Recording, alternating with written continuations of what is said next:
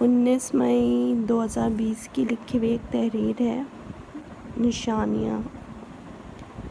منافقین کو آخرت میں جہنم کے سب سے آخر اور نچلے درجے میں ڈالا جائے گا۔ میں جب یہ بات بیان میں، کسی مذہبی کتاب میں یا کسی درس میں سنتی تھی تو لرز جاتی تھی۔ میرے جسم کا رواں رواں کانپ اٹھتا ہے، رعشہ ہونے لگتا ہے۔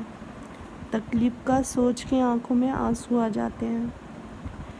جب پہلی دفعہ یہ سنا تو حیرت میں پڑ گئی کہ اللہ تو رحمان و رحیم ہے۔ وہ جب کسی کی ایک نیکی پسند آ جانے پر اس کے ہزاروں گناہ معاف کر دیتا ہے، تو صرف منافق کی ہی نشاندہی کیوں کی گئی ہے کہ جہنم کے نچلے درجے میں ڈالا جائے گا؟ پھر رفتہ رفتہ اللہ پاک مجھے اس کا جواب دینے لگے۔ کہیں بیان سن کر جواب مل جاتا، کبھی لکھا ہوا ترجمہ یا تفسیر پڑھ کے سوال حل ہونے لگتا۔ منافق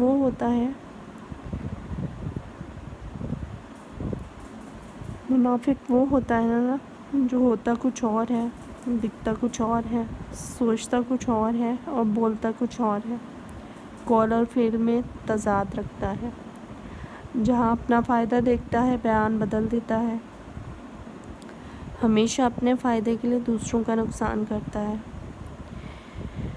انکہی بھی تھوپ دیتا ہے کسی پر بھی، بنا تحقیق کے بات پھیلاتا ہے، جھوٹی قسمیں کھاتا ہے، صرف اس لیے کہ اس کی جھوٹی بات کو ہی سچ مان لیا جائے۔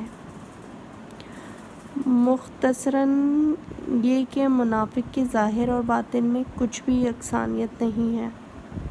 یہ ایک جملہ لب لباب ہے اوپر کی گئی تفسیر کا۔ ہر برائی کی جڑ جھوٹ سے شروع ہوتی ہے اور اسی پر ختم بھی۔ جھوٹ کی ایک اور شاخ یا برانچ کہہ لیں دھوکہ ہے۔ غور و فکر کرنے کے لیے صرف ایک نصیحت کافی ہوتی ہے۔ جو روزہ نہیں رکھتا اس کو یہ نہیں کہا گیا کہ وہ مومن نہیں۔ جو نماز نہیں پڑھتا اس کو بھی مومن کی رکنیت سے خارج نہیں کیا گیا، مگر دھوکہ دینے والوں کے لیے صاف صاف کہا گیا ہے کہ وہ ہم میں سے نہیں، مومن کی ممبرشپ ہی سے انکار کر دیا گیا ہے۔ اور سمجھنے والوں کے لیے تو اللہ نے واضح نشانیاں دی ہیں، اگر ہم سمجھنا چاہیں تو۔